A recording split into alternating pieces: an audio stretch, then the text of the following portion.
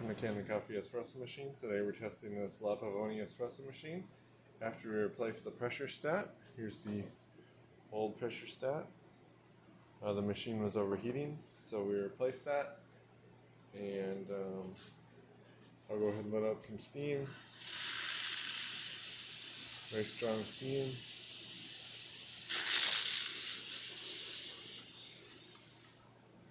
And then we'll let it heat up.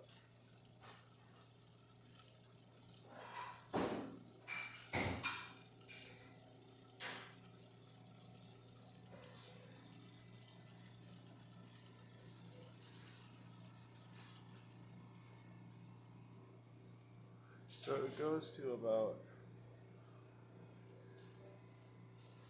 1.1 on this pressure gauge, which is a little bit off on the machine pressure gauge, and it goes to 1 on our pressure gauge that we use to test machine pressure.